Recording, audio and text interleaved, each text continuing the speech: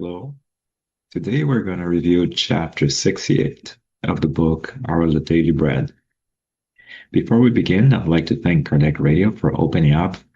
There are several social media platforms for presentations just like this one. Again, they are in several social medias, including the X platform. And the interesting thing about the X platform and Kardec Radio is that you can submit your comments, your questions, and the staff from Kardec Radio will reply back to you. Before we begin our conversation, let's close our eyes in prayer and thank the Lord for all the teachings that we receive, the teachings that have been provided to us through the gospel, the teachings that enlighten us through Spiritism, and even those teachings that life teaches us in a practical manner, in our experiences as we deal with one another. Everything is important, everything is part of our growth. May God's love be with us always. So be it. Again, today we're going to discuss chapter 68 of the book Our Daily Bread, and it's called A Necessary Awakening. And it's based on Paul, Ephesians chapter 5, verse 14. And quite interesting, this is how that passage reads. Wake up, O sleeper, rise from the dead, and Christ will shine on you. So in this particular scenario, Paul is reminding us the need for us to wake up, to be awake, to be active. A lot of times we are Christians or spiritists or followers of any belief systems, and we study, we go to events, we meet with people, we learn, but are we truly awake? Has the message really resonated with us? So that's what Paul was reminding the Ephesians. Interestingly, Emmanuel reminds us that a great number of newcomers or not to the Christian groups claim to have great difficulty in understanding and applying the teachings of Jesus. Some of them find obscurity in the texts, others preserve in the literary discussions.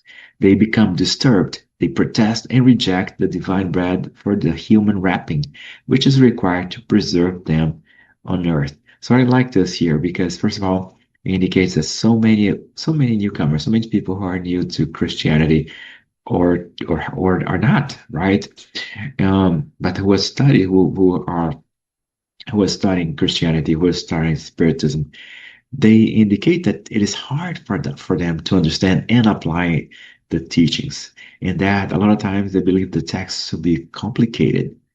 So they focus a lot in the studies. However, they reject the divine bread of the wrapping, which is required, right? So, and they become frustrated because they wanna study, they wanna be great spiritists, great Christians, but they become frustrated with applying those teachings to our daily lives, which is, let's be honest, which is quite challenging. Emmanuel continues, indicating that meanwhile, those friends do not perceive that this occurs because they remain dormant, victims of paralysis of their higher faculties. So a lot of times, interesting, a lot of times you might be consider yourself engaged in Christianity and Spiritism because you think you're active, but it's dormant in you, meaning that action should come from the inside out. Your feeling, your internalization of the teachings hasn't happened yet. Emmanuel continues here, indicating that in the majority of occasions, the divine invitation slips by them through sanctifying suggestion. The divine invitation slips by them through sanctifying suggestions. However, the distracted companions interpret them as sacred scenes, meriting praise, but very soon forgotten. The heart does not adhere, remaining in a deafened sleep, incapable of analyzing or understanding. So I see it here. They these individuals, even if they are provided with messages, even they are provided with signs, and we see a lot of that in mediumship. So many individuals are exposed to mediumship. They're exposed to mediumship phenomena, and they focus on the phenomena and not so much on the teaching. And a lot of times, also, we go through life, we go through experiences in life, and some are joyful, some are more challenging. And but we forget to extract the teachings from those experiences, from those occasions in our life. So what they see here, what Emmanuel is reminding is that the heart does not adhere, remaining in death sleep, incapable of analyzing or understanding. So, but how many times we do not act like that? How many times life is providing us messages? It's providing us messages through Spiritism, it's providing us messages through our friends, through lectures that we attend. And nowadays we can attend so many lectures, even using social media. And we believe they're beautiful, we believe they're touching. However, they do not wake us up to do what's right. Like Emmanuel says here, those of us remaining deafened. So meaning we do not listen. We it does not it does not wake us up inside. Emmanuel continues indicating that the individual needs to ask himself or herself, what is he or she doing? What he or she desires, what is the purpose that he or she is seeking, and what is he or she aiming for.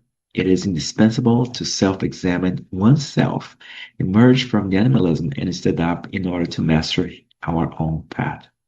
So a lot of times we are expecting that the teachings that they come to us, I mean, again, by reading and by watching lectures, but what am I doing with those teachings? How am I? Why or how are those teachings improving myself? Am I using those to examine myself and to become a better version of myself? Interesting, Emmanuel uses here emerge from animalism.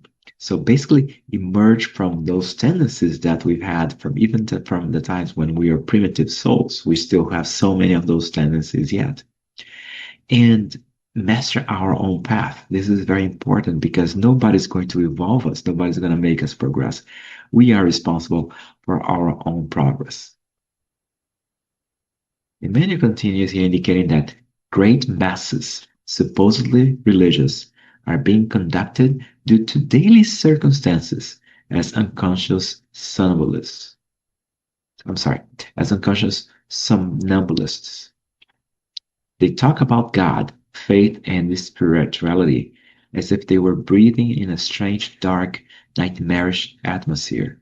So a lot of times we gotta be careful with how, again, how we utilize the teachings of Christianity or Spiritism. How are we applying those? Because again, we're just absorbing, are we just absorbing those, just analyzing those, but not allowing those to get into ourselves, not allowing those to make us change into a better version of ourselves. It's up to us. So, or are we actually internalizing those? Are we using those to pinpoint what are those vices, those moral vices that we have that we need to improve on? And what are those things that we're doing right and in which we could do better? Emmanuel finalizes here indicating that shaken up by the incessant currents of the river of life, they roll in a whirlpool of occurrences, blinded, sleepy, and half dead, until they awaken and lift themselves up through their own effort in order that the Christ can enlighten them. So again, and that's how Emmanuel finalizes this lesson. So again, shaken up by incessant currents of the river of life. This is very important because the law of progress is a universal law. It affects us from a material standpoint. We do evolve materially, physiologically. We do evolve intellectually, but also we evolve morally as well. And if we are following behind, if we're like somnambulists, I like this analogy here. If we're like somnambulists, so life is gonna wake us up. So whenever we're in those tough circumstances, when that shake us up, whenever things quote unquote that seem to go wrong for us, that means that life is trying to show us something, it's trying to demonstrate that we need to act in a different manner. So we can talk about God, about faith and spirituality, but is it something passive? What is it that we're doing with those? What is it that we're doing to help others with those? What is it that we're doing to to enlighten ourselves with the teaching? So cannot be something passive, because again, you're a somnambulist. You're like a passive. You're just absorbing. Um, you're just reacting to what's around you. That's not the way it should be. You should actually take charge of your life, and by life, not just the material life, which is important, but actually the eternal life, which is spiritual life. So we gotta take charge of our spiritual life and push ourselves further, push ourselves forward to evolve. Again, it is a job that we have to do.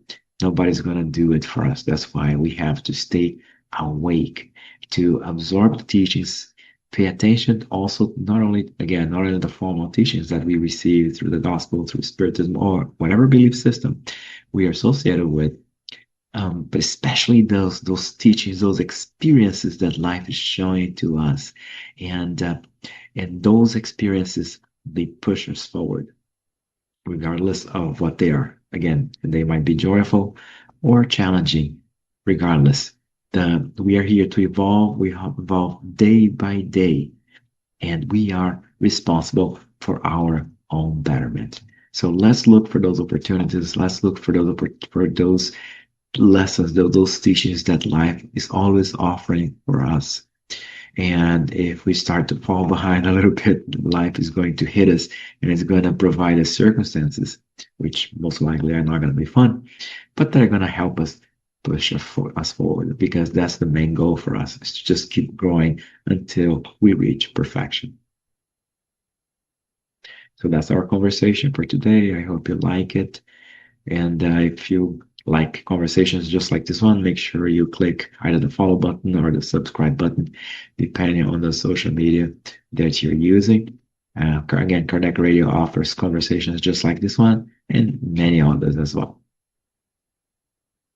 So at this moment, let's close our eyes in prayer again and thank the Lord for for everything that life teaches us.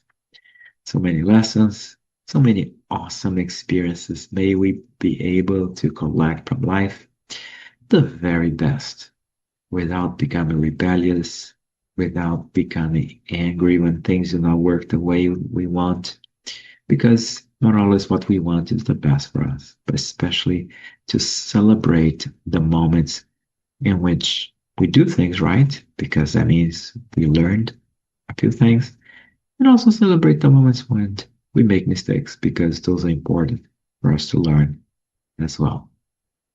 No matter circumstances, no matter where we are or how we feel today or tomorrow, or even how we felt yesterday, we are all eternal souls destined for perfection, destined to reach God. May God's love be with us always. So